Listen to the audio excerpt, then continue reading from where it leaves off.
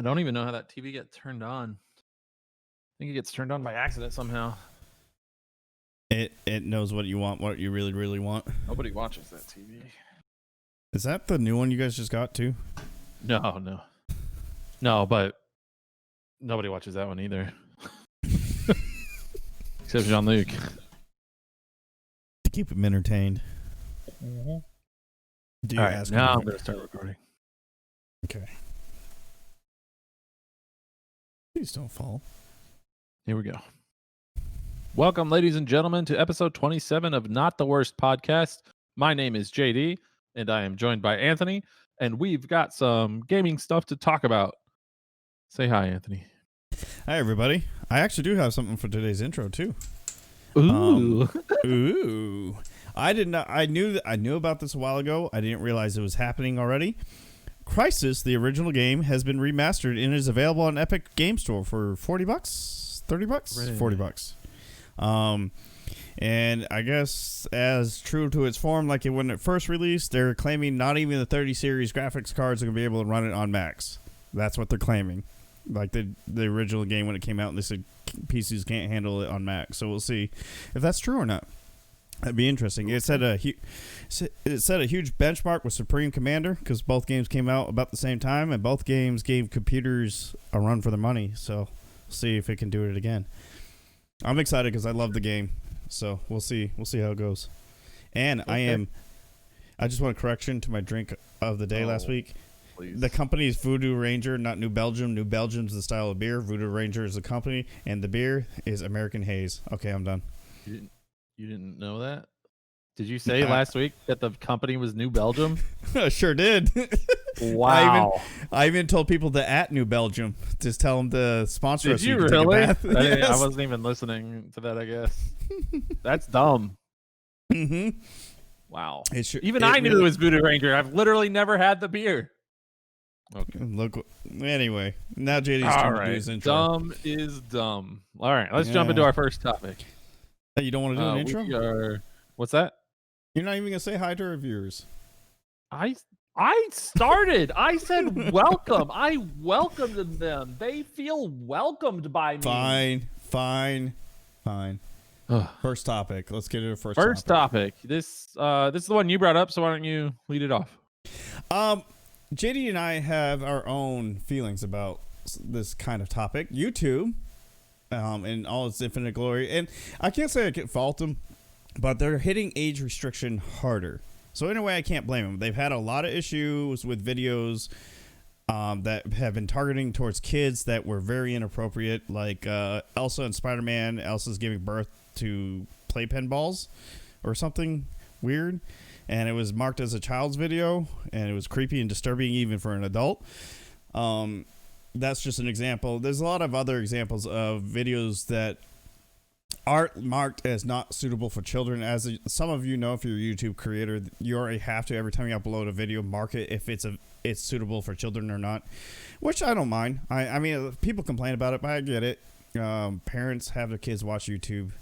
They don't really want them to just watch everything on YouTube. YouTube has become a huge platform and has all kinds of content from all sorts of people. And some of them are very inappropriate for children. So I can see that. But the issue I have with this, because they have issues with past AI, so I don't know why they thought it was okay to include a new AI. And this AI is going to automatically start flagging channels as inappropriate for children, which means the only way for people to find your videos is if they're signed up on YouTube, and if you want constant notifications for your videos, because sometimes you can get them in recommended videos even though you're not subscribed to that channel. You have to be subscribed now to get notified when that channel posts new videos. In some cases, they are taking the age restrictions so far that the shareable button will be disabled, and you will not be able to share these videos. Again, I understand why YouTube is cracking down on the age restriction. I guess they got hit with several lawsuits recently because of issues they've had with parents not okay with what children are saying. And it's mainly had to do with them data mining children that are watching like children videos on YouTube. But I guess they blame us for that, even though they're the ones data mining, so they're going to punish us for it. Yep, so pretty much. In a way, I don't blame YouTube for wanting to be careful to make sure kids aren't watching things they're not supposed to. But at the same time, I'm not okay with this AI crap because we all know the AI is faulty. People get false flags on their videos all the time, and the manual review process takes forever. So it's causing a lot of heartache, especially for even long-established big YouTubers. I've seen decrease in views and stuff, and lost ad revenue because the manual process took so long to review the automatic flag that they lost all their height. Because everybody, when you post a video, there's a heightened time when your videos get their max views. After that, you'll get views that trickle in slowly after that, but it's nothing consistent. Well, a lot of these manual reviews are taking so long that they're missing their heightened time for views. So they're losing a lot of ad revenue. A lot of these people have given up or have quit their actual jobs and made YouTube their career, and this is not helpful for them.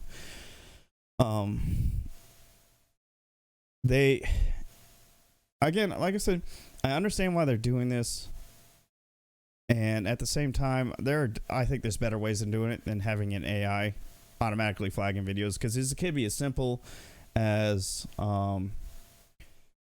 just having one word spelt funny in your title, and they say, well, that's too close to a bad word, so flagged. The algorithm is going to do that. A lot of people, the people that are mostly worried are political channels, but gaming channels need to be worried too, because if you're a channel that cusses a lot, makes inappropriate jokes and comments, you're probably at risk of being auto-flagged by this AI. I don't know how in-depth this AI goes. I don't know if it's gonna... If the AI watches the video, if it hears a naughty word, it's like, oh, flagged. Or if it just reads your description, your tags, your titles, and hashtags that you have in there. I'm assuming it actually watches some videos to a point. I think a small YouTuber like me with my 21 subscribers probably won't get hit by this auto age restriction as much because I'm not noticeable. But if I... And it wouldn't matter if... No, because I'm not. You're not making any money off of it anyway. I'm not making any money anyway. But for guys that are actually making revenue off their channels, it is an issue. Yeah. This actually has. I just want to point out that I've already finished my apple cider, and it makes me a little sad. You kind of guzzled it. I did. Am I stressing you? Am I stressing you out that bad? You are. Yeah. Oh, go ahead. I was going to say, one of the big things driving this age restriction stuff is a new law that the EU passed, and it's affecting even us in the States, even though we're not part of the EU, because YouTube wants to play nice with everybody around the world. So, which is understandable. They are a corporation, and the more countries they're available in, the more money they make. So, yeah, I think the problem with the AI stuff, YouTube is being forced to create these. Like, they're being forced to build AI that does what humans have been doing, and I think it's honestly just a problem of YouTube becoming way too big for itself. There's just too much coming up on YouTube every hour of every day that it would be impossible for a human to manually review it. Like they would spend enormous amounts of money creating a team like that. So I think as far as the AI goes, this is actually just a sort of burden of success, really. They got too big and they can't handle it all, so they have to build these AI, and that kind of sucks for us as consumers. But and creators, they can't avoid these problems, right? Like they can't just say, screw it, let the kids watch whatever. Like nobody's going to be okay with that. Which I understand. And I meant to pull this up before we get started. YouTube has over 31 million channels on it, so that's a lot for people to have to go through, and some channels will upload 3 or 4 times a day, so you gotta think about that. And some of these channels, even if they're not big YouTubers, people don't edit, so they literally record something, upload, so there's a lot of garbage people can dump on these channels real quick. Like I said, I don't entirely fault YouTube for it. I'm not a huge fan of it. But like JD said, what are they going to do? They're getting too big, and they can't obviously hire 31 million people to watch each and every channel to see what they're uploading. And like when it comes to kids, as a father of a 2-year-old, YouTube's pretty much all he watches. That's it. He doesn't watch anything else. He knows the YouTubers by name. There's Blippi, there's Nana, there's Cars. He just says Cars, and I know which one he's talking about because just all they do is literally just drive cars around. He knows them by name, and he doesn't watch other shows. He doesn't watch. We don't even have cable, so he doesn't watch Nickelodeon or anything else. So, and he's not alone. Like my wife's nieces and nephews that I see over here all the time, they're 14, 15 years old. They're constantly watching YouTube. Like, it's just, it's it. YouTube is it. And I know YouTube even says in the article and stuff like, under 13, they're not supposed to watch it or whatever, but nobody does that. It's their fault. That's where the content is. That's where the new stuff is. The reason why I say if you're under the age of 13, you're not really supposed to watch, that's more to protect them so nobody assumes like, hey, we warned you, you're not listening to us. So yeah. And yeah, they talk about if you are young and you're watching YouTube, you should use the YouTube Kids app. Well, first of all, I use the YouTube Kids app and it sucks ass. So stop telling me to use the YouTube Kids app. Update it, make it easier to subscribe to channels on there or to follow certain people on there. Like, it's nothing like the regular YouTube stuff. And then the stuff still gets through. The thing you were talking about before with Spider-Man and Elsa, and like that was just one of like hundreds of creepy, weird sexual videos, and those were on YouTube Kids because they got Spider-Man and Elsa in it. So there's like, oh, this must be kid friendly. Yeah. So, they have a responsibility. Obviously, parents have a responsibility to make sure their kids aren't watching that stuff. My kid has never seen a video on YouTube that I didn't watch first. Unfortunately, given how stupid most of them are, I always watch his videos and make sure they're okay. And that's the responsibility of the parents to do that. But YouTube does have a responsibility as the primary media provider of the modern day, and it's a burden they have to bear because nobody watches Saturday morning cartoons anymore. They just turn on YouTube. Heck, some of the Saturday morning cartoons are on YouTube now.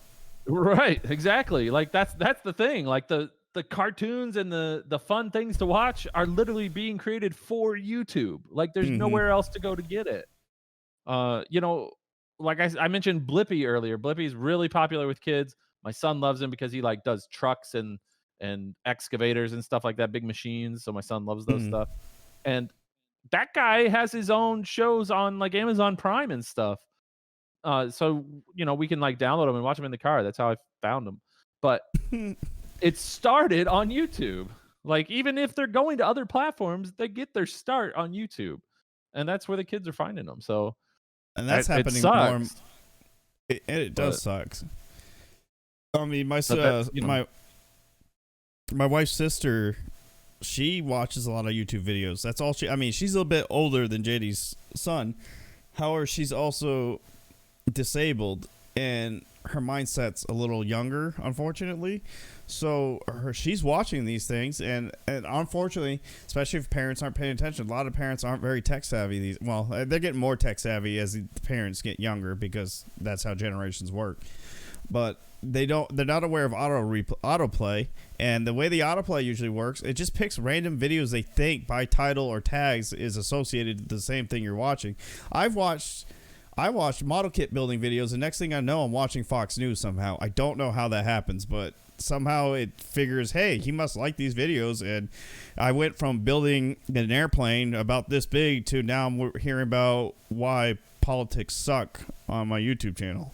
So if it happens to me, you can only imagine what happens to kids, especially more inappropriate things. So yeah, and it's definitely on parents for sure. There's a burden there, but parents are stupid. People are stupid. Everybody's stupid. So YouTube is stupid. They're dumb. We're humans. Stuff that they've allowed through in the past is dumb. So they kind of bring this on themselves with these stupid things they allow. They got too lax for too long. If they caught this early on, they probably would have been able to avoid a lot of this. Unfortunately, a lot of these things that are problems to parents now actually have been called out by other YouTubers in the past, and YouTube did not choose to act on them. Well, now it's too late. Now YouTube is forced to do it because there's so many of them. They have to do an AI. And I didn't think about this, but since JD brought up his son, it's kind of good that you got a single man, well, not single, a married man with no kids, doesn't really interact with kids a whole lot. In my mind, my mindset was like, why is it okay if they're that worried about what kids watch? Why don't they make a kid content only specifically available on YouTube Kids and the not so kid friendly stuff on YouTube only? And then when the content creator uploads it, they have to flag this is meant for kids like we do now, and this is not meant for kids. Not meant for kids ends up regular YouTube. For kids ends up on YouTube Kids. Well, I was gonna bring it up. Now it's kind of been, that point has been destroyed because JD says YouTube Kids sucks, and it's not. So there's no point. And yeah, obviously that's not gonna be a perfect fix anyway. Even if YouTube Kids was the perfect app for YouTube kids to watch YouTube. It's not going to weed out all the issues. It will make it easier, so that way these content creators obviously mine's not meant for kids. Don't flag it, so I lose shareability, lose my monetization, lose this and that. So here, it's an adult-only video, not like porno, but adult as in not friendly for kids. And then the ones that I don't know, hand porno. Yeah. Hooray. And for those people I don't know if PewDiePie is really considered a kid's YouTube channel anymore, but he used to do Minecraft all the time. My kid watch him. Yeah. Okay. So I don't know let's say Blippi. We know that's obviously meant for kids. Well, Blippi is obviously targeting kids, so Blippi can just automatically upload and say my video is meant for kids. But again, that would require YouTube actually taking initiative and fixing their app and making it more friendly and easier for parents to use and their kids. But I guess the easier way out is to have an AI false flag a bunch of videos and hope that manual review process works like it should. And that's the thing. They're not doing this because they care about kids or about the parents groups that are complaining. They're doing this because they've been sued, they've messed up, and they're just trying to create something that it's a blanket over the whole problem instead of actually trying to address the actual problem. They don't really care. They just want it to go away. So that's what this is. And it sucks for a lot of the content creators on YouTube. It's going to suck for viewers on YouTube. It's going to suck for the people who have to manually review the flags and remove them on the YouTube team. So kind of just sucks all around, but it's also kind of a necessary evil. At this point, until they get their crap together, and that's gonna be it's gonna suck to be those guys at the manual review because they're gonna get bitchy emails and texts and @s on Twitter because that is not a fun job. No, and that's why I swore when I get out of the military, I want the least amount of people I have to interact with for my next job. I don't want to interact with anybody if I can avoid it because I'm a pessimistic. People suck. And if I have to deal with them, I get irritated. So people do suck. I can only imagine. And I've been in an IT job before where I had to answer people's problems. I had one person say their computer wouldn't turn on, and I asked them. They said, "Hey, I just moved offices, but now my computer won't turn on." So the first question I asked is, "Did you make sure you plugged the tower back in?" "Oh yeah, I totally did that." And I asked him all these questions, and he was getting mad at me. So it finally took me driving. This was at Yokota. I drove from one end of the base to the other. Showed up in the office. First thing I looked at was the power cable. It was plugged in. It was plugged in the surge protector, but then the surge protector was plugged into itself. Nice. So I can only imagine what these manual reviewers are going to have to go through. Yeah, pretty much that. So yeah, that's not a great topic. Let's move on. Something more happy. That's why I wanted to start with it so we can kind of knock the the more negative one out. All right, so the next topic is Microsoft and Bethesda. This was the big news of the week. Microsoft announced that they are going to buy Bethesda Softworks for $7.5 billion, which is crazy. The standard that people were going by was that this is like $5 billion more than they paid for Minecraft. And we all know how huge Minecraft is and how ubiquitous it's become. And Microsoft's paying even more to get access to Doom, Elder Scrolls, Wolfenstein, Fallout, and those games.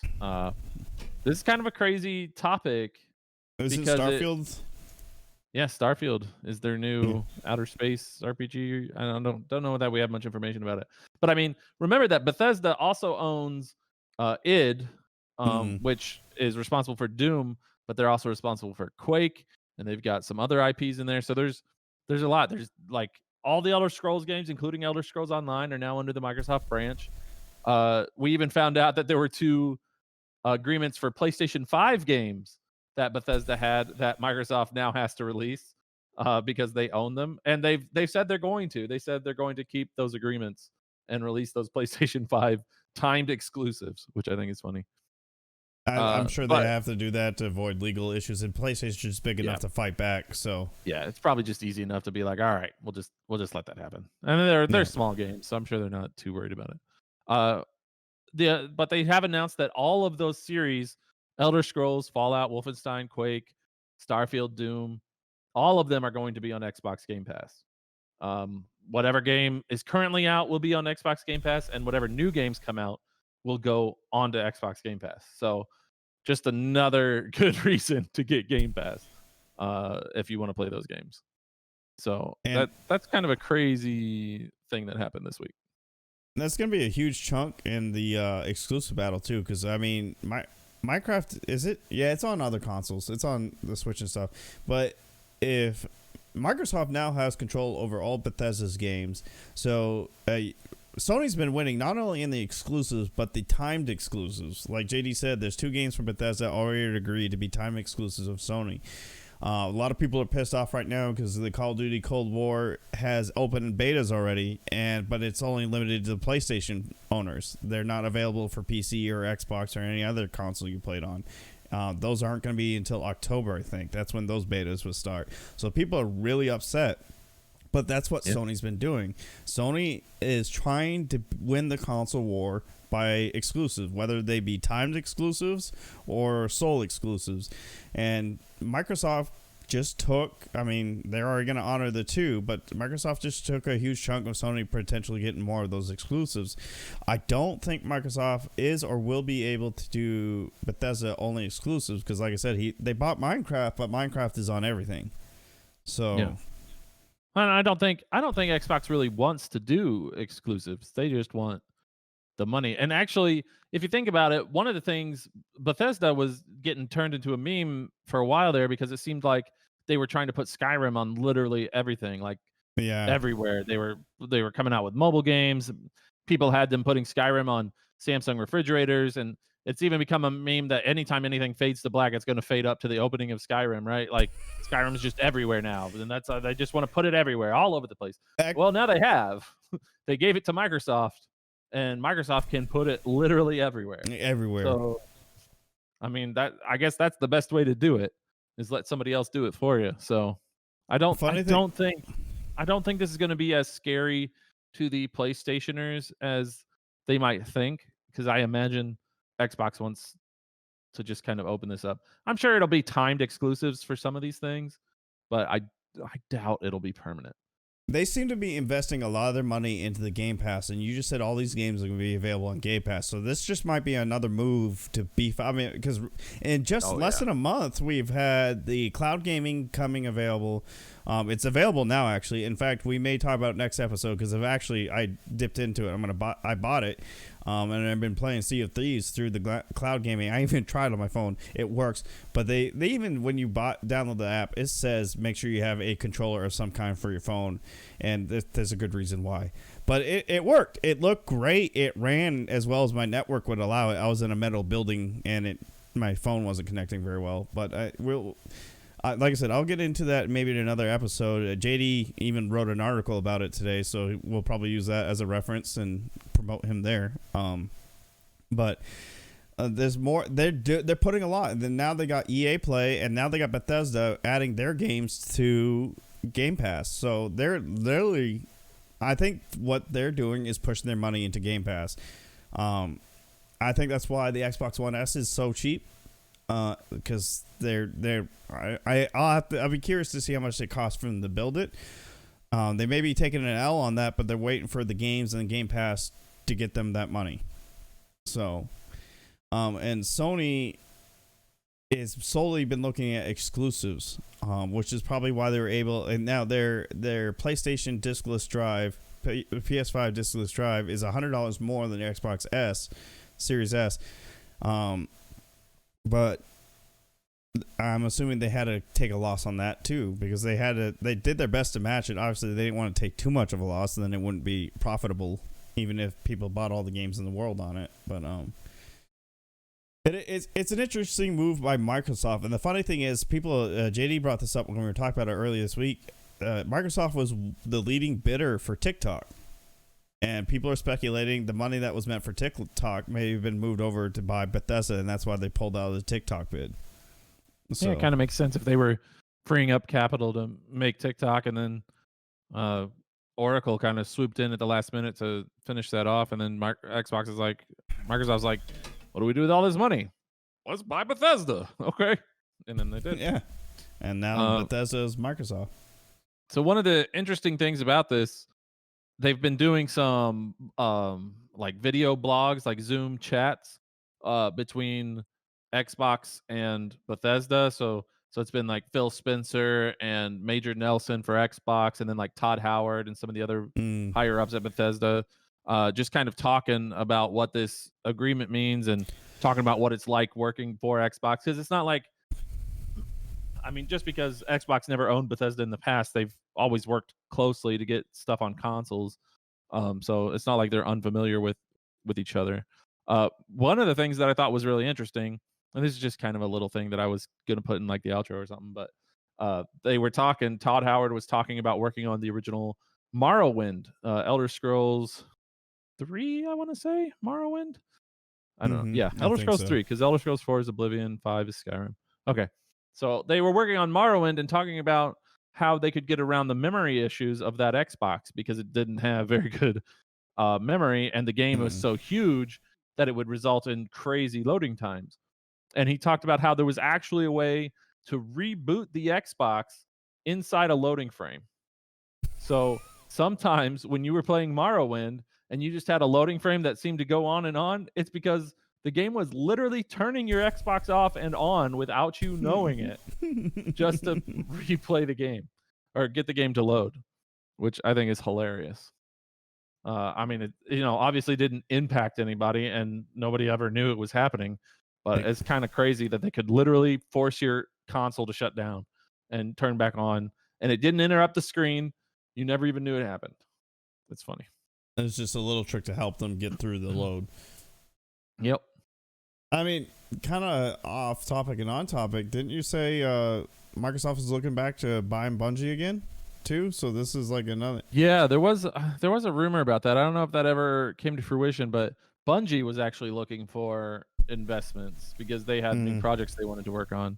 And so they reached out to Microsoft about coming back, because Bungie used to be under Microsoft and separated after the first couple of Halos were a hit. And 343 developed.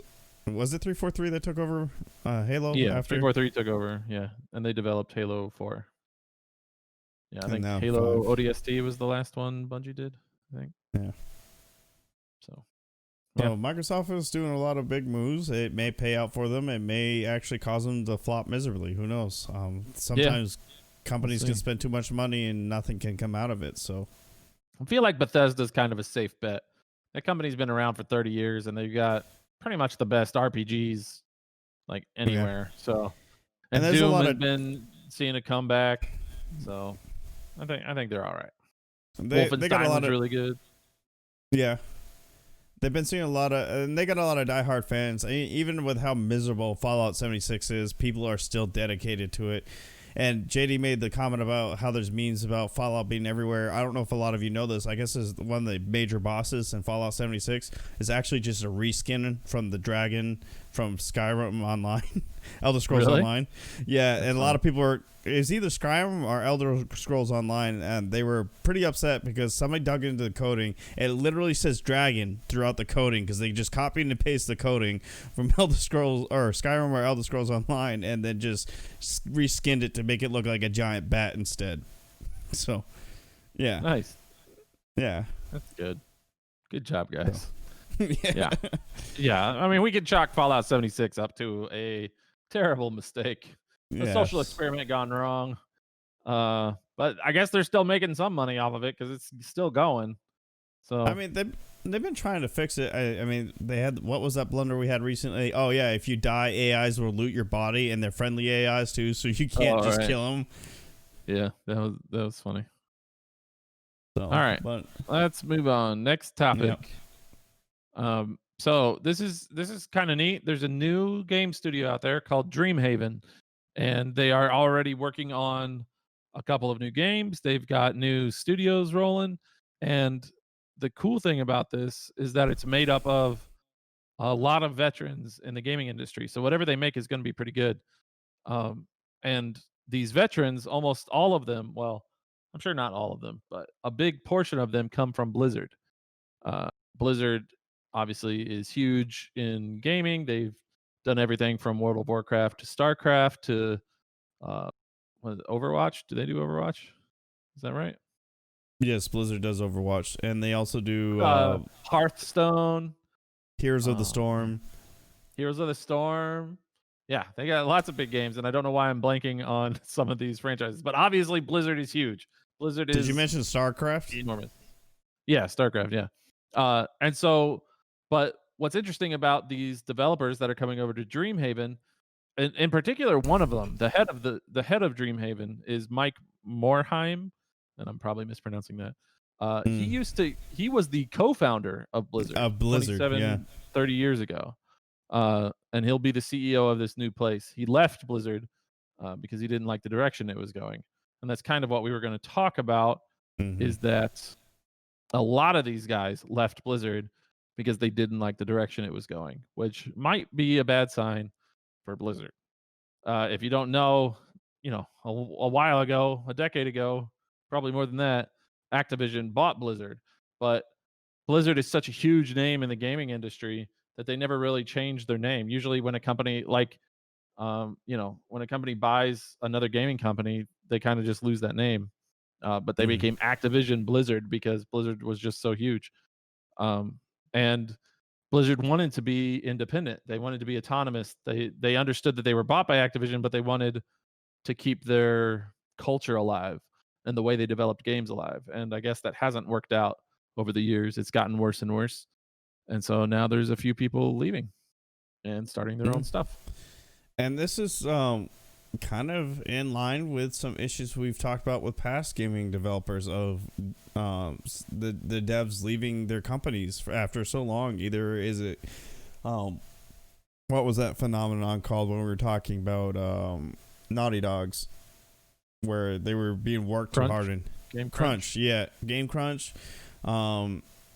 It's just different things. Are people are getting burnt out, worn out, or just straight up frustrated? Gosh.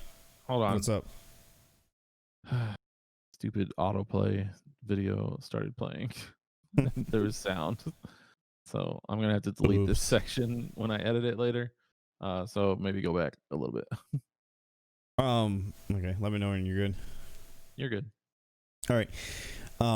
We talked about with like Naughty Dog specifically, but obviously they're not the only company dealing with this. It just became the reason why we talked about them in an earlier episode was because it was also tied into Last of Us 2, which a lot of people were excited about, that kept getting delayed because of some issues with it. But crunch culture that developers are getting into has been burning out their employees, and they're leaving.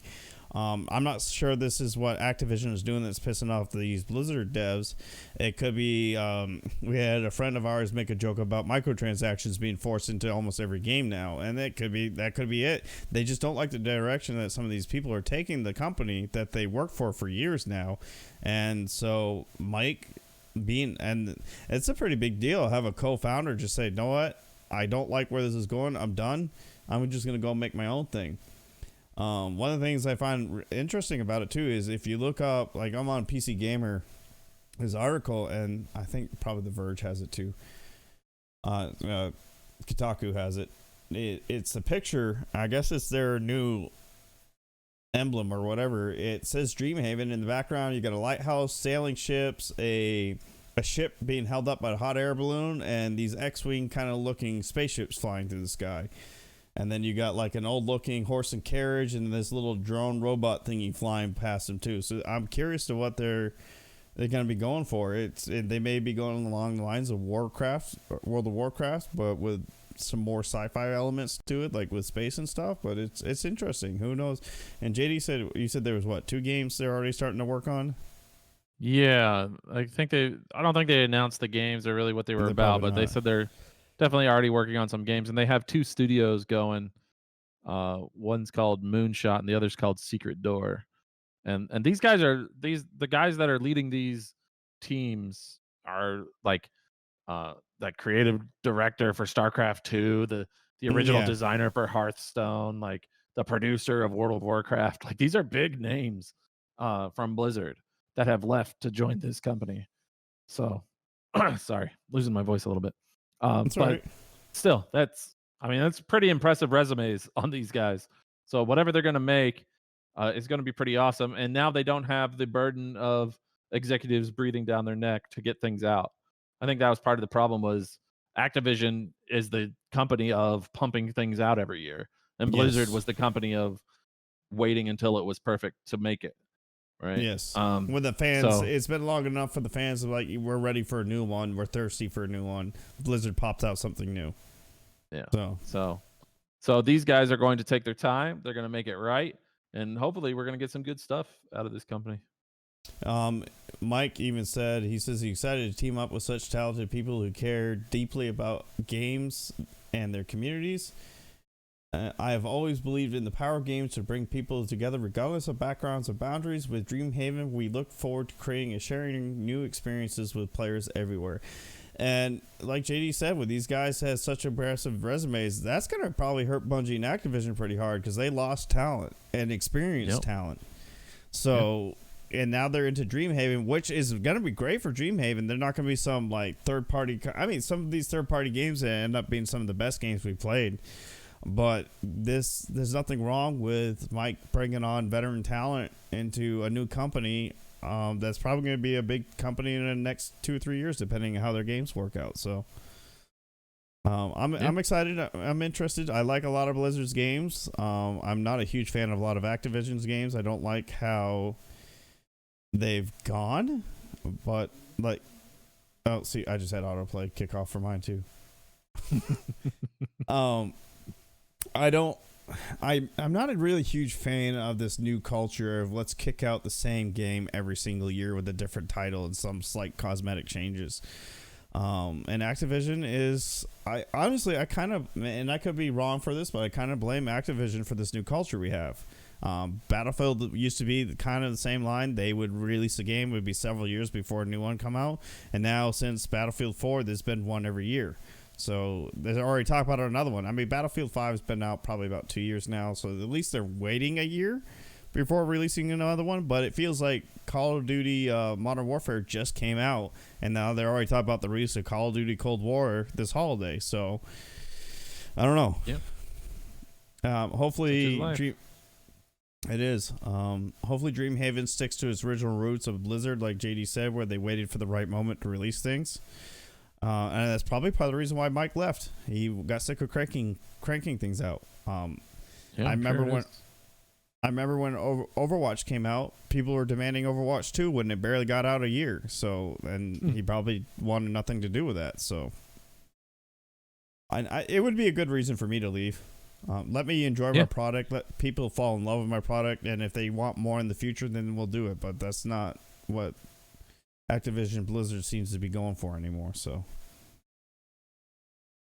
all right, and that is it for our topics for today.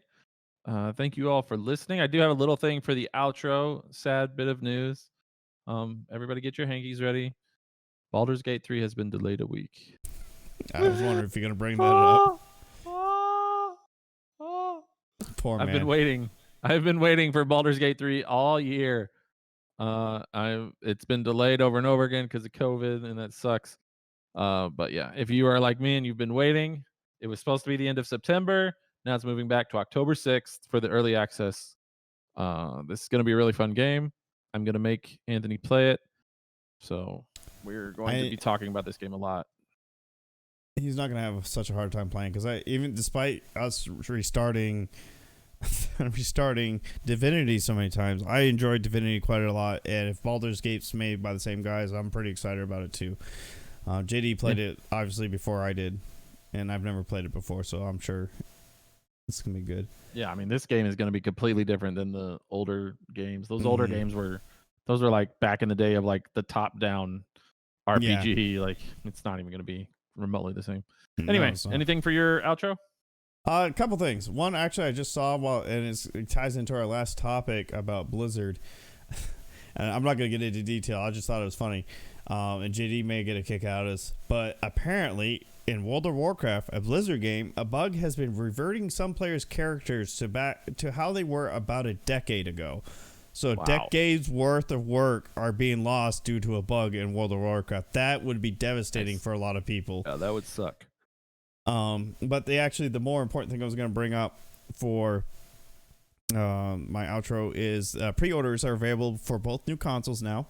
Sony's been sold out nonstop on the regular, both because people are excited for it, and there's people who have been doing checkout bots to buy it before people get a chance to respond to the pre-orders, and they've been scalping like crazy on eBay, like insane.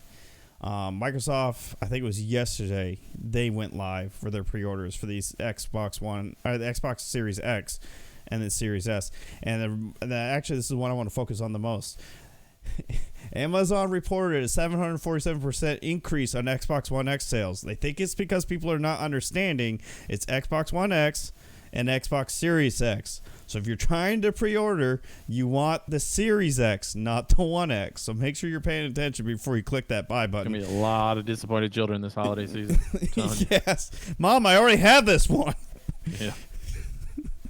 Yeah, that's why it's dumb to name those names that way. Yeah, I don't get why they do that. It's so stupid. Moms and dads are going to get confused.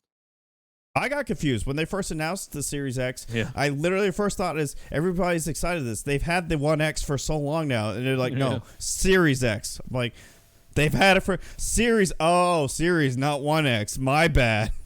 So. Yeah, it's stupid. But yeah, that's all I got. Use hashtag NTWP if you got anything you want us to talk about, anything you want to share, artwork. Maybe you want to get you work on some music. You want to get your music out there since Twitch is cracking down more on the music business with copyright claims, and royalty-free music is now the crutch for most streamers. So if you guys want to, maybe when I do because as you know, before I start these podcasts, I play some music before JD and I get spun up. So if you want your music featured in the beginning, you got artwork you want featured too, maybe I'll do a slideshow there. And if you just got topics you want JD and I to talk about in future podcasts, use hashtag NTWP, which is in the description of the video. Our Twitter's also in the description of each video I post, and JD puts it on every podcast he posts. So if you're curious, that's where you can find us. All right, everybody. Thanks for listening. This is episode 27. We'll be back next week with another episode, and we'll see you then. Bye. Bye.